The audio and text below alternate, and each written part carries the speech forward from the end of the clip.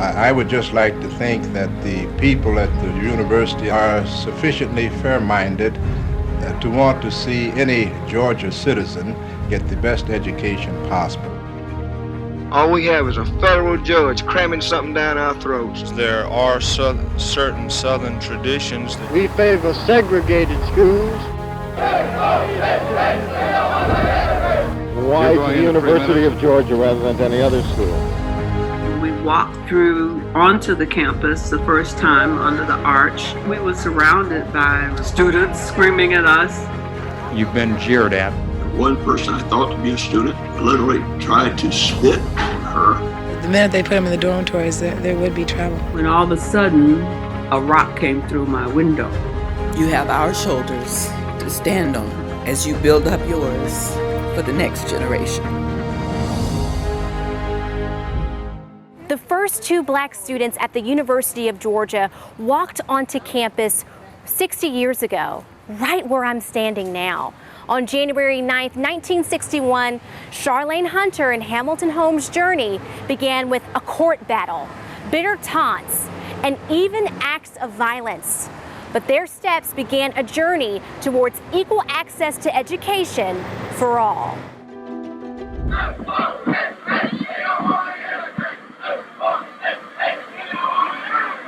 Charlayne Hunter and Hamilton Holmes kept walking. All we have is a federal judge cramming something down our throats, and we don't like it. That something was this lawsuit, an action brought by two black students who were, quote, qualified in all respects for admission to the University of Georgia, but who, because they are American citizens of Negro descent, may not attend. On January 6, 1961, just a few months after this court action was filed, Judge William Augustus Boodle ruled in favor of Holmes and Hunter. I think there's 50% of the students on this campus that do not want integration and will not stand for it regardless. There's 25% that favor integration, and the other 25% just stand around and they don't care. I'm not for integration. I'm for segregation, and I will be until I die. But all the students didn't feel the same way. How do you feel about a Negro coming to school here? I think if they're able to pass the requirements, they should be admitted. I believe in the equality of man. I believe that we all should have the right to be educated. It was that right, that opportunity that inspired Holmes and Hunter to enroll at the university. Whether people supported them. Do you feel your education would be impaired at all by a Negro attending classes here? No, I certainly do not. Or whether they didn't. They can go to any number of colored universities. We have all sorts of colored universities that were built with what it took to build those universities. They didn't pay the taxes to build them. They'd never be there if it were left up to them themselves to build them. I think it's obvious. It's the reason they don't pay as much tax is because they don't make as much money. Well, why don't and the reason they don't make as much money is they don't have equal opportunity to get the same jobs that you will be able to get. Now, that I think basically that's what they want, to improve their own economic status and their own educational status. The debates continued, but the two students stayed focused. You know, although the university and other people tried to say that he and Charlayne Hunter were not qualified as students, they obviously both were very bright. That wasn't enough at first. The committee is of the opinion that they failed to complete the required procedures and that consequently the university authorities have been in no position to consider their applications.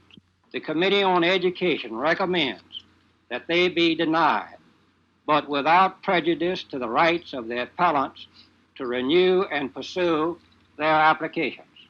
And pursue them they did. Holmes and Hunter were sponsored by the Atlanta Committee for Cooperative Action, led by black business leader Jesse Hill. The group was instrumental to the year-and-a-half-long legal battle it took to get the two accepted into the university.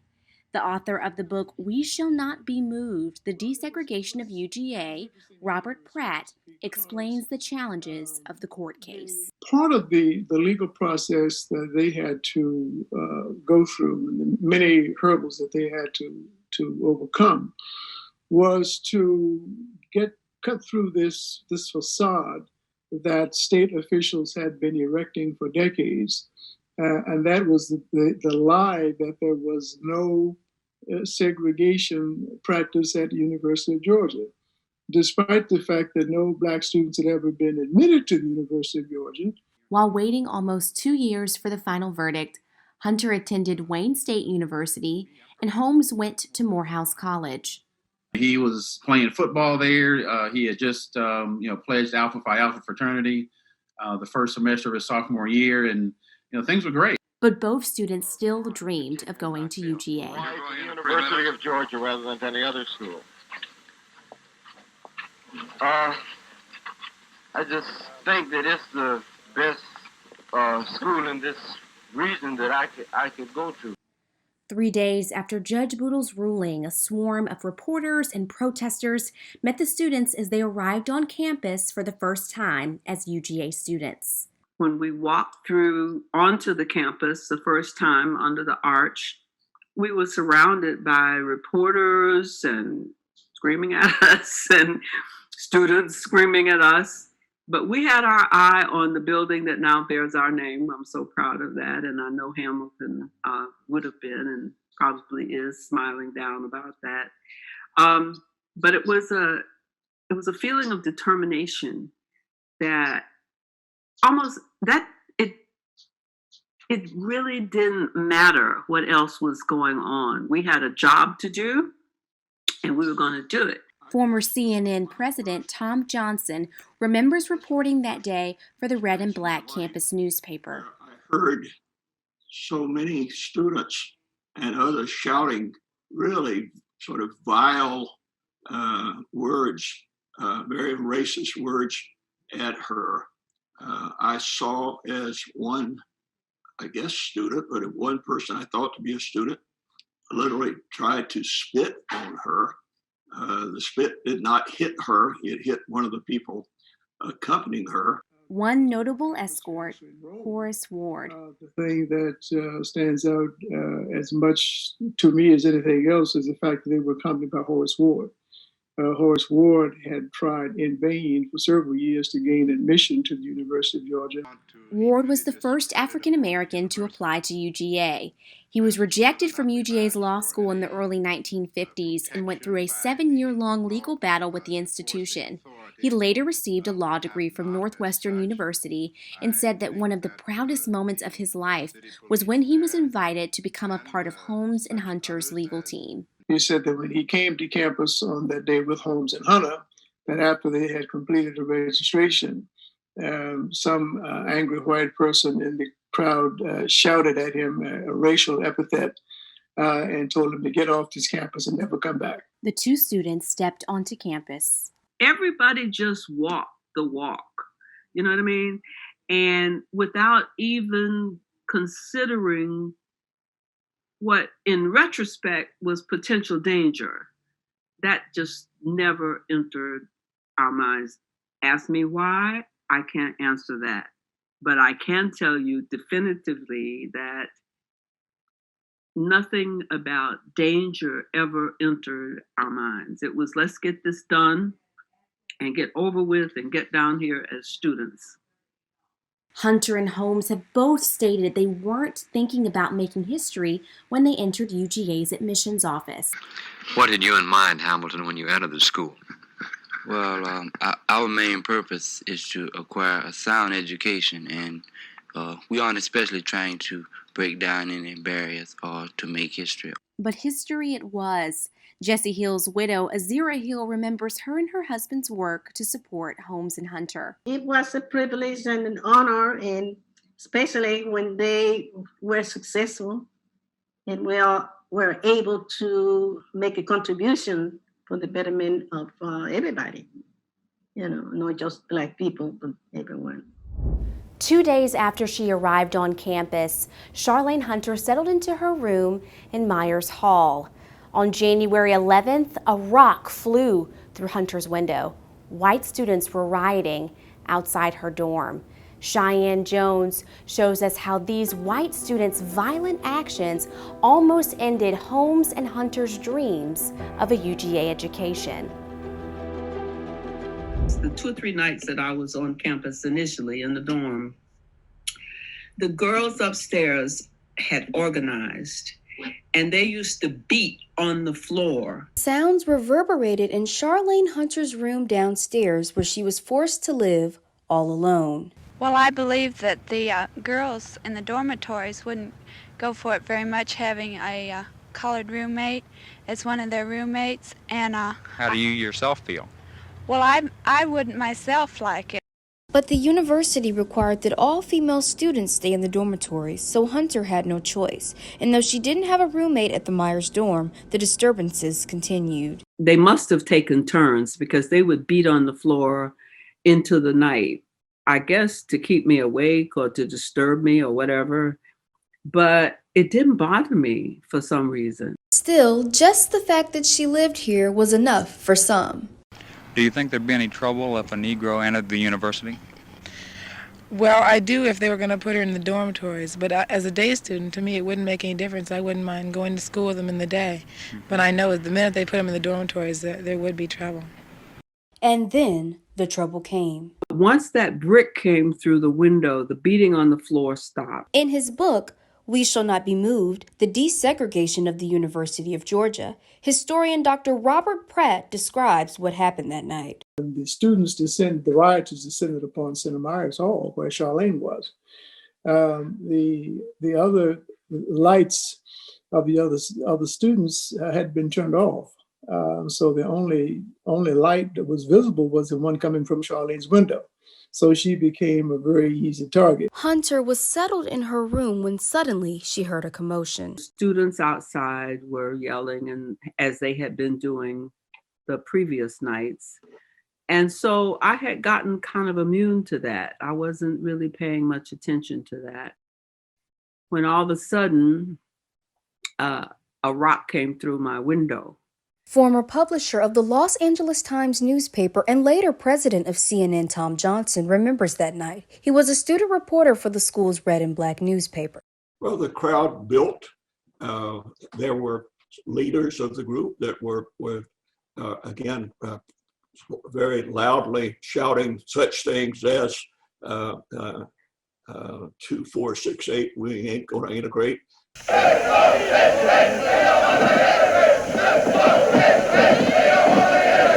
There was an anger among most of them. I literally was walking among them, sort of taking notes on it, and I saw when the rock or the brick sort of was hurled at her dormitory. The rock shattered a window in her room. When that brick came through my window, it wasn't like, oh dear, what? Oh my God, what? I looked and there was glass on my clothes. That was the first thing I thought about. I thought, what am I going to do with this glass all over my clothes? Not who threw the rock, what's going to happen next? It was like, you're messing up my clothes. According to a front page editorial from January 11, 1961 of UGA's red and black newspaper, about 1,000 students showed up to riot, making it hard to tell the difference between those who gathered in curiosity and the demonstrators. I don't see how Mr. Hazelwood could say just a few students were there. Now, I'm not for violence, but the paper says there's just 500 or 1,000 people there the other night. And I know it's more than that. I'd venture to say there was 2,000 or 3,000. The number may not have been exact, but the editorial laid blame on all who attended. There were police in the streets. There was tear gas. There were a fire department and fire trucks and fire hoses. I think by most definitions, we would call that something a little more than a disturbance. Some were found to have pistols in their automobiles when searched at the police station. 6 pistols were found. Dean William Tate would later meet Hunter at Myers Hall to escort her out of the dorm. He told her the university was suspending her and Hamilton Holmes from school for their own safety. Some of the other students who lived in Myers Hall were already outside. Hunter remembers they formed a semicircle around her. One of the girls threw out a quarter that landed in front of me, and she yelled, "Here, Charlayne, go upstairs and change my sheets." Ultimately, the police took their time getting there to end the riot, to disperse the rioters. But they did it with tear gas. And so the girls had been told to change their sheets in the event that the gas had gotten in their sheets. Tate drove Hunter to the home where Holmes lived with a local family. Georgia State Patrol troopers were there and told them they had to go home that night. Hamilton was insisting on driving his car back to Atlanta that night. And I did not think that was a good idea because, you know, coming through those small towns where the Ku Klux Klan had members and who knows what would have gone on. State troopers ended up taking the pair back to Atlanta, but the battle wasn't over yet.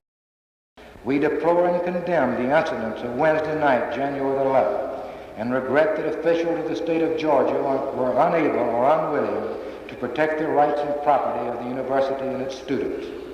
We also deplore and condemn the behavior of certain outside elements and those university students who regrettably joined in lawless demonstrations. Dr. Horace Montgomery, a history professor at the University of Georgia, helped reinstate Hunter and Holmes by starting a petition to bring them back to school. There were quite a few faculty members on campus who supported Charlayne Hunter and Hamilton Holmes. They knew that it was the right thing to do. It was time to desegregate. 400 faculty members signed the petition. Insist that the two suspended students be returned to their classes and all measures necessary to the protection of students and faculty. There were others who also did more than stand by. Mary Frances Early attended high school with Hunter and Holmes at Atlanta Turner High School. Early was attending the University of Michigan when she saw what happened to her former classmates and decided she would join them. They were doing something really significant to help in integrating the South and particularly Georgia. And I decided, because I had been studying in the summers at the University of Michigan, and I decided then and there that I was going to enter the University of Georgia, try to help them. Early went on to integrate the graduate school at the University of Georgia and became the first African-American student to graduate from here in 1962. In February of 2020, officials named the Mary Frances Early College of Education after her. Despite the hardships that Hunter and Holmes faced as students at the University of Georgia, today she says she enjoyed her time on campus as a Georgia Bulldog. Charlayne Hunter and Tom Johnson began a friendship that has endured 60 years, and like many friendships, has been strengthened by shared memories, both the sweet and the bitter. It was a very tragic time. And to see students behave as they did toward another student was something that I regretted, still do. Cheyenne Jones reporting. Hamilton Holmes, Charlayne Hunter-Gault, and Mary Frances Early broke barriers at UGA. In the years after these three Trailblazers graduated, they continued to break barriers in their careers. Jessica Green tells us about their lives after UGA. Dr. Hamilton Holmes, surgeon. Charlayne Hunter-Gault, international journalist. Mary Frances Early, the College of Education at UGA bears her name. Enormously successful careers propelled by their experiences. Historically difficult and often lonely experiences at UGA. But one of the things that he told me that really made a difference in his life is that, and just, think about the impact of this, but he was a student there for 2.5 years, and he didn't make one friend on campus during the entire time he was there. Holmes knows it wasn't easy for his father. Can you imagine going to a college and not having one friend that you can say that you made there on campus? That's really tough to have, that kind of situation be a part of your life. But Holmes says he saw his father use the experience to choose kindness.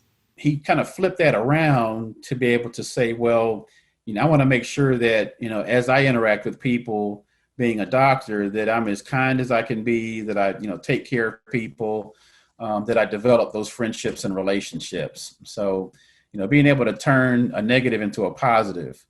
After graduating from UGA, Holmes went on to become the first African-American student at Emory University's medical school. Life was different there. They actually welcomed him with open arms coming to Emory. No issues there at all. He made some great friends while he was there as a student at Emory in the medical school. Dr. Holmes' relationship with Emory remained strong, despite a busy career that included serving as head orthopedic surgeon at Grady Hospital in Atlanta. He also served Emory Medical School as an associate dean. Later in life, he reconnected with UGA too. I came to visit the campus, fell in love with the campus, really wanted to go to Georgia myself. And he never said one negative thing about the university to me as I was going through the process. Holmes Jr. graduated from UGA in 1990. He lost his father 5 years later. Today, the 60th anniversary is a time for him, for all, to remember his father's landmark step as one of the 2 Black students to fight for an education at UGA. People really feel like that opened up doors for lots of other people, not even just to go to school in Georgia, but just to be able to do other things in Georgia as well, too. Hamilton Holmes and Charlayne Hunter graduated together here at Sanford Stadium in 1963. The Turner High School graduates would soon take on the next chapter of their lives with bachelor's degrees in tow. Graduation day was very exciting because so many people from Georgia, Atlanta, who had supported us had come down to be with us. Her next step? From Athens, Georgia to New York City. I already had a job. I had been in the news, of course, and the editor of the New Yorker, William Shawn, had sent for me to come to New York. Hunter-Gault began as an editorial assistant at The New Yorker and later advanced to positions at The New York Times, NPR, and CNN. Her work earned numerous awards, including 2 Emmys and 2 Peabodys. A lot of my journalism has been reporting on people in ways that are recognizable to themselves, not as criminals, not as, Muhammad Ali's or famous movie stars, but just ordinary people. But telling those stories didn't come easy. So I started going out and finding stories. And so the very first one was about this Black teacher who was retiring. And I wrote the story and I turned it in. And when it appeared in the paper, I guess I had written 700 words. It was a paragraph and no picture. And I'm the only Black person there, right? Except for the janitors and stuff. So I went up to the front desk. Now, I went up and I challenged the editor and I called him a racist. I don't know if I used those terms, but I said something to the effect. That experience helped her grow as a journalist. But I learned a lesson that you got to learn how to talk to your bosses. That's one. But you also have to be able to call them out when they have not been respectful of the people you're writing about. Throughout her career, Hunter-Gault interviewed high-profile subjects, including Saddam Hussein, and her past influenced her work in post-apartheid South Africa. In 1985, of course, that history and my own history was in the back of my head because there were, in fact, so many similarities.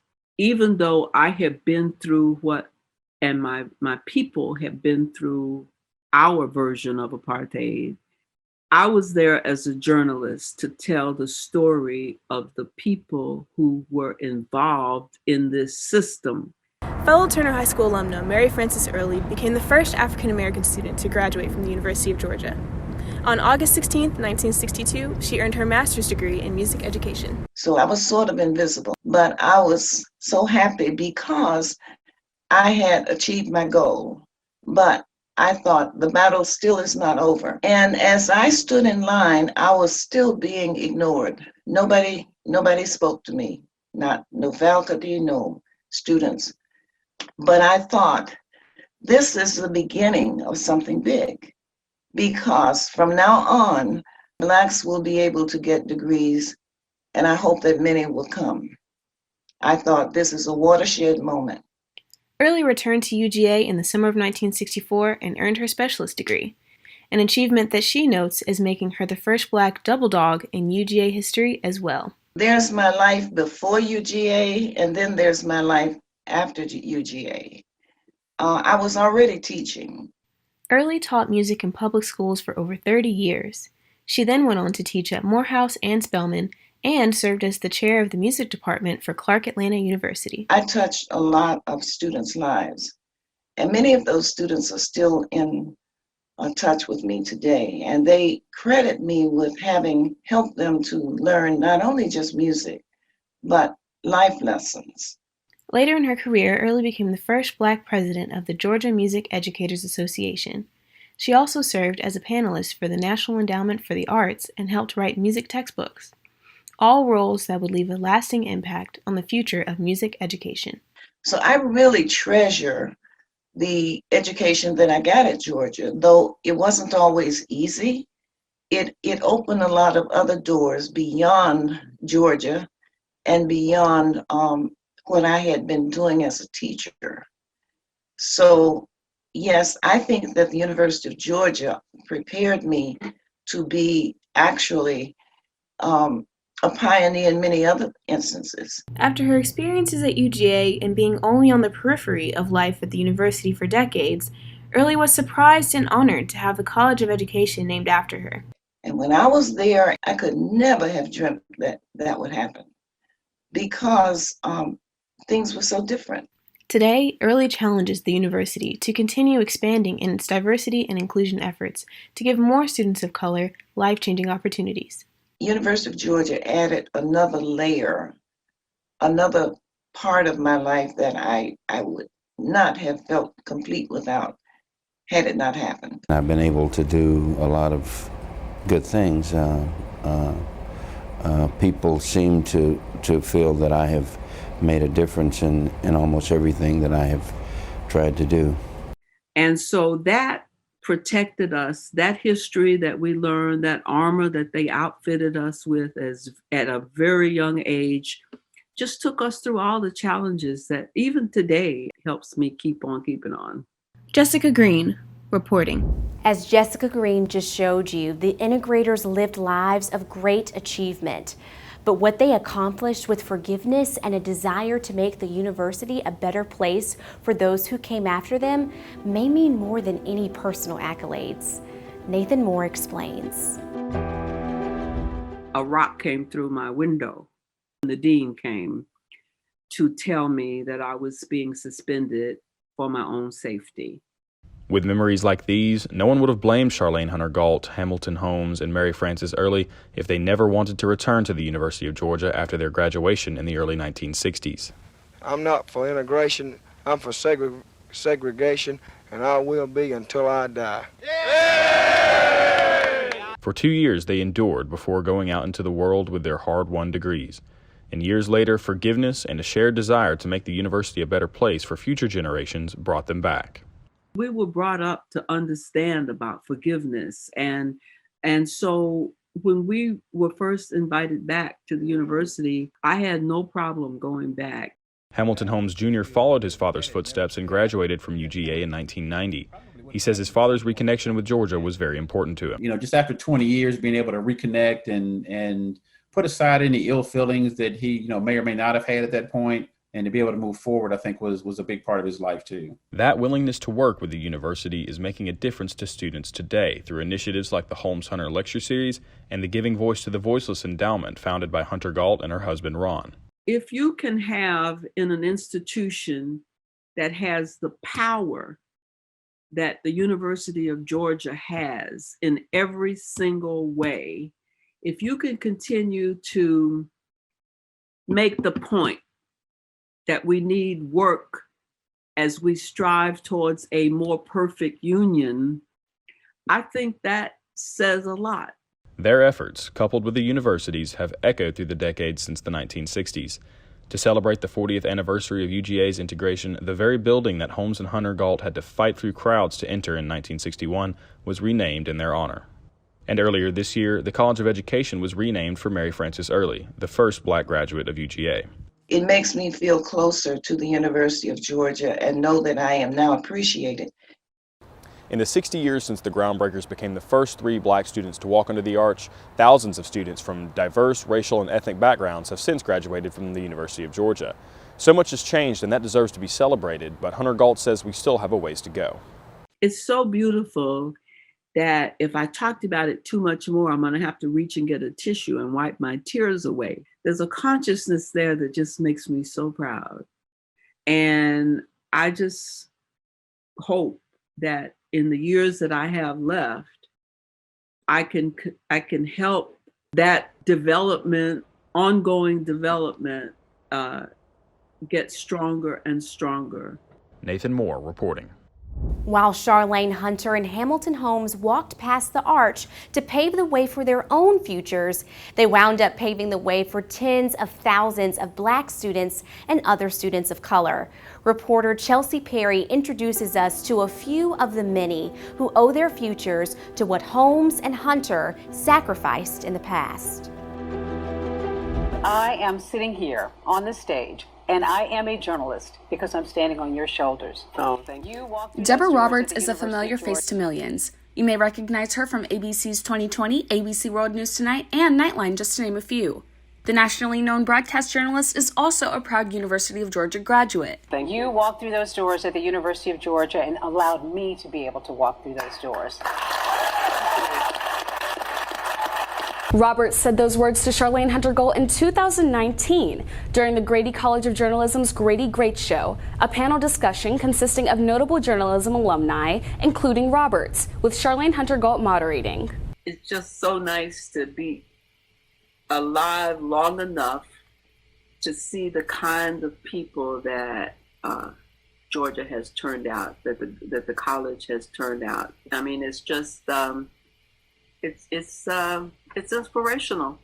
But to people like Deborah Roberts, it is Hunter-Gault who is the inspiration. And when we had a chance to sit next to each other that day, it really, I think, affected me because I'm sitting there with all these other former students, and most of them are white, and Charlayne and I are both Black, and I'm looking at her and I'm thinking, this woman, made history. And I just, something just came over me, and I had to make sure she knew it. I wanted her to know it publicly, and for all eternity, for the recording. I wanted her to know that whatever success I had experienced, and I'm sitting there looking at her, that I absolutely know that it's because of her. Roberts is just one of many University of Georgia graduates who achieved success in part because of Charlayne Hunter-Gault and Hamilton Holmes' actions on January 9th, 1961. That's when the pair arrived on the campus of UGA, the first Black students to enroll at the university after a bitter court battle. Dr. Daniel Webber is another. I started following her religiously, especially when she reported from Ghana and also other parts of Africa. For me, I always got excited when I heard her talk on the radio. Today, Webber is president of Millersville University in Pennsylvania, and, like Hunter-Gault and Holmes, Daniel Webber was also a first at the University of Georgia. He was the first Black student in his program to graduate at the doctoral level. When I attended my first Mycological Society of America meeting as a student, and I was at the meeting when I was in one room with over 200 people, and I realized that I was the only Black person in the room. Webber had only been in the United States 3 years when he attended the University of Georgia as a doctoral student in botany and microbiology. If I look at tangentially the impact of these pioneers, I would say the fact that they had to sue to be allowed to enroll at University of Georgia made it possible for me to also be there several years after that. Today, Daniel Webber has some advice for those who will come behind him. Don't give up on pursuing your goals. My major advisor was a key person in this whole process because I was the first Black student that he graduated at the doctoral level. And he took a chance on me, and that is what led me to where I am now. Charlayne Hunter-Gault never set out to make history, but rather she and Hamilton Holmes set out to achieve their dreams. I don't think that the two of us thought, okay, we're going to do this and we're going to make history. I thought that both of us felt almost ordinary about applying and not really being sure what it was going to take. But again, I think that our goal always was to get the best education we could to continue our dream, Hamilton of being a doctor, and me of being a journalist. And because of the courage displayed by Hunter-Gault and Holmes to pursue their dreams, those of us who have come behind them can pursue ours. Chelsea Perry reporting. These former students you just met and thousands more continue to find inspiration from Holmes, Hunter-Gault, and Early. Willie Daniely shows you how their acts inspire other Black alumni to give back to the Bulldog Nation. Even 20 years ago, we knew 1.9% was not an acceptable number for the state's largest institution. 20 years ago in 2000, Yadu Adajo was a part of that 1.9% of Black students. Though that number has grown to 8% today, she says there's still work to be done. We have to make sure that we're creating an environment that serves those students of color and that creates an opportunity where they feel welcome, they feel empowered, they feel supported. The 1961 Club offers that support with money for scholarships. And they thought it was really important that we create a giving society that shows that we're giving back to students that look like us. Alumni also find the time to make face-to-face connections with students. In her role as president of UGA's chapter of the National Association of Black Journalists, Tyler Norman has learned from people like Monica Pearson, a well-known Atlanta TV news anchor, and ESPN's Maria Taylor. I often reach out to alumni to help us with programming. We've had some alumni come back and speak at our programs, and just they're always there to kind of just help with networking and always just there to be speakers when we need them. Cheryl Kupong is one of a handful of Black students elected to the University of Georgia Student Government Association. She credits her predecessors for her success. Black alumni have really been everything for me in terms of being vice president of the student body. I mean, they walked so I could run. They walked and still stand. You have our shoulders to stand on. HAMP is right here.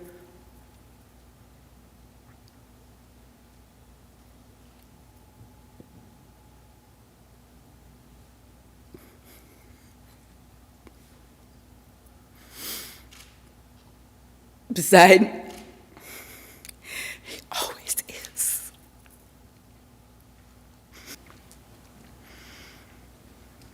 And so, you have our shoulders to stand on as you build up yours for the next generation. Willie Danley, reporting. We've taken you on a journey for the past 60 years, a journey that changed the course of the flagship university of the state of Georgia, a journey that paved the way for thousands of students who had a thirst to learn. Since Charlayne Hunter-Gault and Hamilton Holmes walked into the building that now bears their name, a lot has changed. Jenna Maddox shows us how today's students and the university are working towards continuing that journey that began 6 decades ago. From then to now, the students look a bit different today than they did 60 years ago. It's more than just the way they dressed. The students then were all white, until Charlayne Hunter and Hamilton Holmes' actions desegregated the University of Georgia. Today, of almost 30,000 undergraduate students on campus, fewer than 2,300 identify as Black or African American. That means just under 8% of the student body looks like recent UGA graduate Charlene Marsh. It was a lot to handle at once, just like being the only person who looked like myself in many of my classes and many of like the organizations that I was involved in. Marsh still pays attention to what goes on at the university. She was one of its leaders. In 2018, Marsh, Amishadai Grandjean, and Dustin Mizell were the first all-Black executive trio elected to lead the university's Student Government Association. Grandjean says the responsibilities of the group's leadership were not taken lightly. I was fortunate for us to be in this position because I felt like as students of color, as minorities, we were able to relate to those students and what they felt was going on and be able to be an advocate to administration to learn how we can do something. In 1984, UGA released its first set of enrollment statistics broken down by race. 5% of the student population identified as so-called, quote, American Negro. UGA changed this identification to African American in 1992. As the decades passed, the percentage of Black students at UGA increased, but at 8%, that number is still significantly lower than the total percentage of the Black population in Georgia, which is nearly 33%. And students have taken notice. Though some feel the university could be doing more to ensure a more inclusive future, recent UGA graduate Chris Ferguson says he acknowledges that the university recognizes its past. I just think that UGA sort of, they make more of an effort to recognize racial issues and they make a conscious effort to address racial diversity issues and stuff like that. Marsh says in her years at UGA, she developed a critical love for the university as time went by. I think my experience as a Black student, it was certainly frustrating at times, especially as I kind of got more involved in leadership positions on campus and kind of saw basically the real deal. Let's compare UGA to a few other SEC schools. Looking at the percentages of undergraduate students who identify as Black or African American, UGA has a percentage of 8%. The University of Tennessee stands at 6%. University of Arkansas is at 4%. Vanderbilt is at 11%. And Texas A&M is at 3%. When compared to these SEC schools, UGA is doing relatively well in terms of diversity. However, Dr. Michelle Cook, the Vice Provost for Diversity and Inclusion at UGA, says the university is not where it wants to be yet. I would say as an institution, we have definitely come a long way in the last few decades, definitely since 1961 and the desegregation of the university, but we definitely have work to do. The students agree. We can definitely do better in terms of diversity. Yes, they can do better. And we can always do better. I think there is always room to do better. Cook agrees, and she says she values the input she and her team work to learn from people who study and work at UGA. We have a great support team that includes our Office of Institutional Research and others who are pulling data so that we can first make sure we understand what the issues are. Doing the focus groups, and I would say we're probably as a team going to do about 50 focus groups of folks on campus as well as some outside stakeholders, is going to help us to understand what the issues are as perceived by our larger community. Grandjean says it's not just up to the administrators to tackle this issue. It's not a job that only the administration can do, though they have a major role to play, though they have a major role to set the tone, set the agenda, to put money and resources and to hire the right people and to execute the right strategies. But it also comes with us as students, with also faculty and staff in different levels and areas, thinking about our words, thinking about our interactions, thinking about how we can be intentional with how we're interacting with one another. Marsh says she also acknowledges the potential UGA has to increase diversity. Yeah, I think UGA has a long ways to go. But in some ways, I also do acknowledge that there has been progress. Just because things are moving too slow for me does not mean that things have not moved at all. So I acknowledge the people who came before me. I acknowledge the Trailblazers. I acknowledge, the allies and the co-conspirators, that made these things possible. One of those Trailblazers, Charlayne Hunter-Gault, has seen the progress too, through 6 decades. The more things change sometimes, the more things remain the same. And so the issue for us is to be vigilant and to be active and to be brave, because sometimes it takes that too. And sometimes you're going to get pushback, and sometimes you're going to get progress. Inspirational, not just for Hunter-Gault. Them deciding to be the pioneers and to be the guinea pigs and to be the first one to, break the barrier and attend UGA, it definitely inspires me and definitely even makes you emotional too. Jenna Maddox reporting. Thank you for going on this journey with us for the past 6 decades. But now we look to the future. Everybody always says the university's plan, and nobody ever says our plan. It is our plan. I love the word, the pronoun our, because I think that will take the message to the brains. I hope that the university just commits to building leaders that will go out back to Atlanta or across the world and kind of just spread this like newness of diversity and inclusion. We want them to look at a place where they can see themselves. So UGA's 2025 strategic plan outlines plans to make UGA a more diverse learning community. What checks and balances are in place to ensure that we can meet this plan?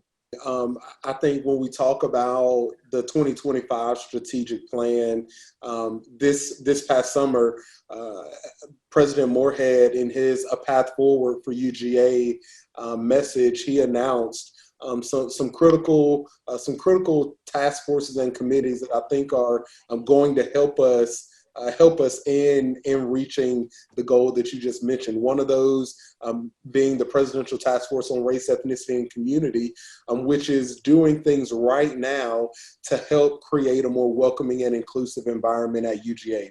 And that's important because as we look to recruit students to the institution, students, faculty, and staff to the institution, we want them to look at a place where they can see themselves. And so that's why that committee and the immediacy of their work is so important. And so thanks to VP Wilson for his leadership in chairing that.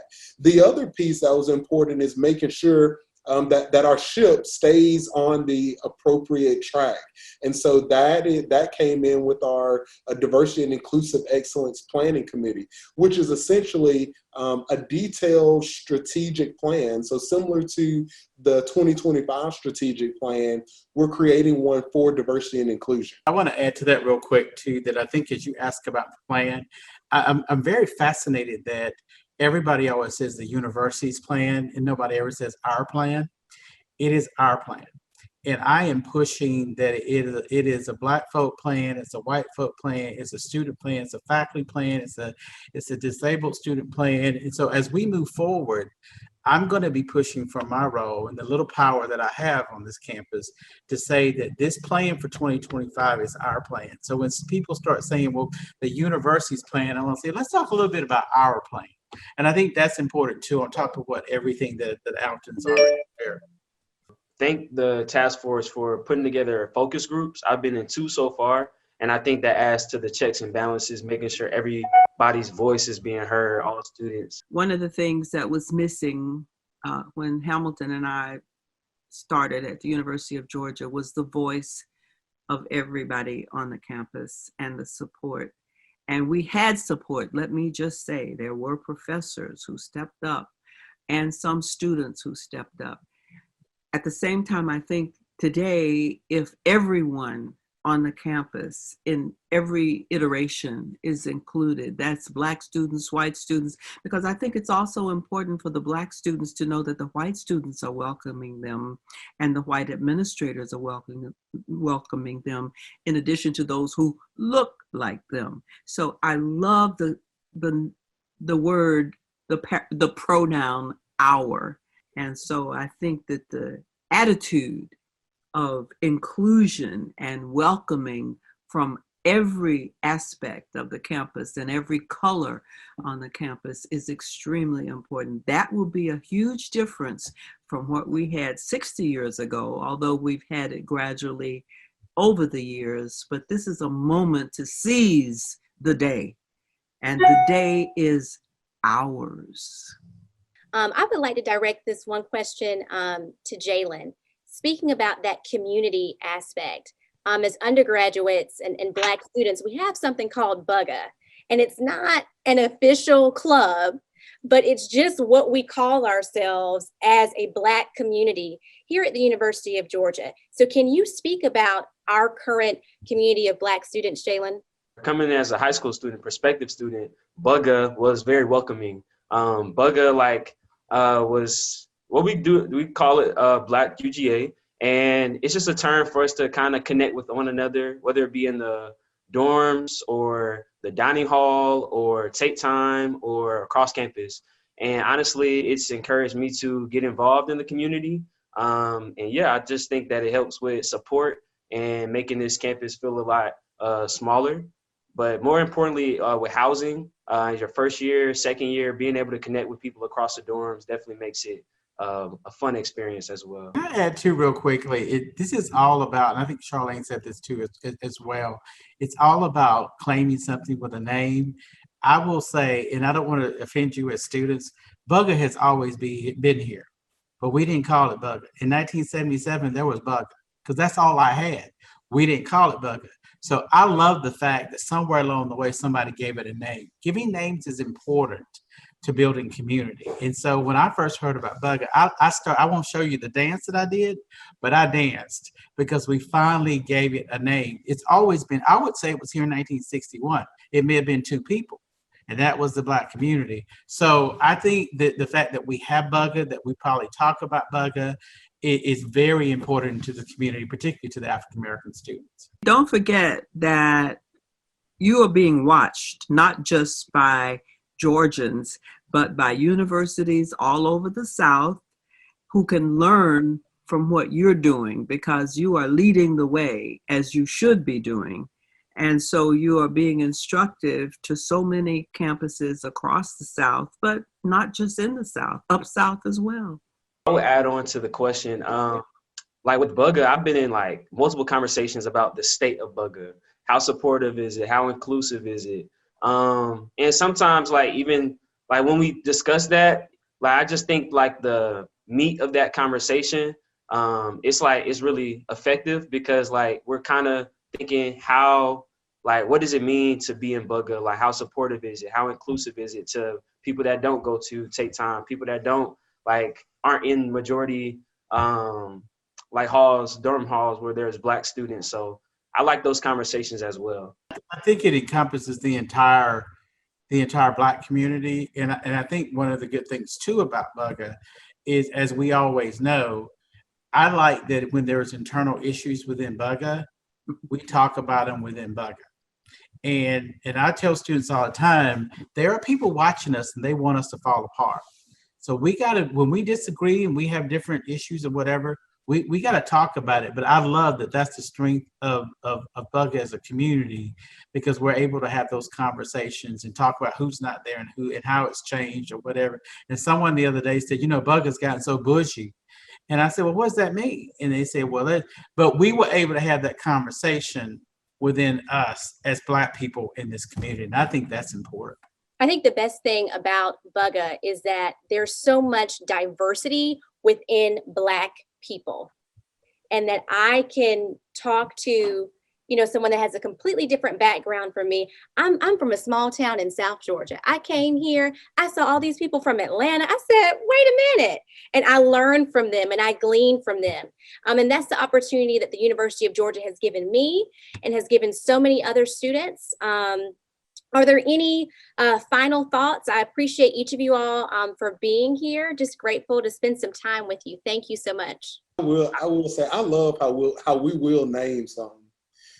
It's a big difference in doing the way our culture roll, and we'll give something a new name and put a spin on it. It's a big difference in doing the electric slide and doing the hustle. It's a difference in doing a line dance and doing a stroll. So I love how we just give names to stuff that, you know, we're not just an organization. Bugger is a people, a culture. It's a feeling. Ms. Charlayne Hunter-Gault said it earlier, just showcasing to the world diversity and inclusion. Leadership puts some role on you that others may not have, but you've had positions that others may not have. And so I think that it falls to you to go out and work in those communities, not necessarily political, but educational in every way that you have been benefited from. So I'm just thrilled to listen to each of you as you talk about your own commitment. So just in terms of students that are about to graduate like me. Congratulations. Thank you. What do you expect out of us? What is our charge? What is our duty as we go forth and become alumni? Your duty is to be excellent in the professions that you have chosen. And you have learned that you're not perfect. So how do you get to that perfection? You work at it. you work at it. And that's the one thing that Georgia should have taught you, is a discipline to be better and better and better. And also to share what you have learned there at Georgia with others who can follow in your footsteps, but also your colleagues. I mean, there are all kinds of ways that you can make a contribution. Every Thursday, I have a conversation with what I call my squad here where I live in Florida. And we share things. And sometimes we share with things that one of the other ones didn't know. And like today, I wrote them and I said, I need to buy a new printer. What kind should I get? Because some of them are more computer literate than I am. But at any rate, share what you have and learn from others and listen. That's very important, to listen so that you understand what people's needs are and how you can either fill them or figure out ways to help them fill them. Because you won't have all the answers, but you know from your discipline education there how to find them. Thank you. And we want to honor your time. So I think this is going to be the for real final thoughts. If anyone has anything left to say, now is your time. Yeah, the only thing I was going to add to what Charlayne just shared, and I would agree with all of that, but also tell our story. Everybody in the world is telling our story. And when I call people sometimes and say, here's what we're doing. I was talking to a friend of mine the other day at the University of Washington, and he kept going, Georgia? And I was about to say, because we've known each other for a while, and I was about to say, look, we're about to lose our friendship. Quit saying Georgia. Yes, we are doing this, and you're not doing it at the University of Washington. And so I think what it is because somewhere along the way, we haven't told our story, but we need our alums to tell our story as well, particularly our alums of color. And see, ever since I interviewed for orientation, I knew you were going somewhere. So wherever you go, you particularly, and you and Jalen, you're the type of students that need to tell our story. I think that's important too, because we're not always able to tell it. And I don't know that people always believe it. They presume, a lot of folks, that we have Atlanta, but besides Atlanta, that we're all sitting on the rocking chair in the front porch eating moon pies and drinking RC Cola. And that's their perception. I mean, some people outside. So we've got to tell our story more. So I would say as an African-American alum, you got to help us tell that story and reach back. Call me like 10 years from now and say, if I'm still here, VP, what can I do to help my students of color? Reach back. Because at that point, I'm going to say, this is where I need your help. Not only tell your story, but live your story. Because the way you live as an example is very important to the world. So just to close out, I want to say thank you from the bottom of my heart. We as a university celebrate and honor you. Me as a student and as a Black woman, I celebrate and honor you. You truly make me so proud to be a Georgia Bulldog. So thank you for breaking barriers and not allowing fear to stand in your way. Thank you. Thank you so much. That's just beautiful. And it just makes me feel so good that some small thing I did in my life has meant so much, because my entry into the University of Georgia was a selfish one. I wanted to become the next and better Brenda Starr. And yet, as the years have gone on, I've seen the importance of communicating with others like myself who have dreams and want them to know that the University of Georgia is a place where they can fulfill their dreams as you have fulfilled yours. So thank you, and thank all of those who are with you, who will be graduating with you, and who will be working to bring more students of color and consciousness into the university. Thank you.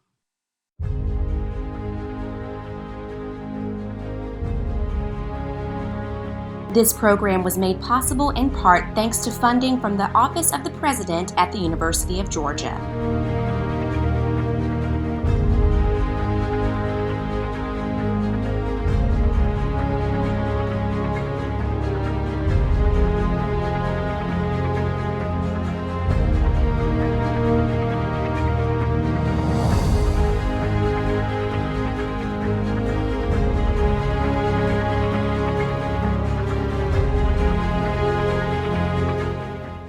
Grady News Source is a student production of the Grady College of Journalism and Mass Communication at the University of Georgia, which is solely responsible for its contents. Views expressed do not represent those of the administration nor the Board of Regents at the University System of Georgia.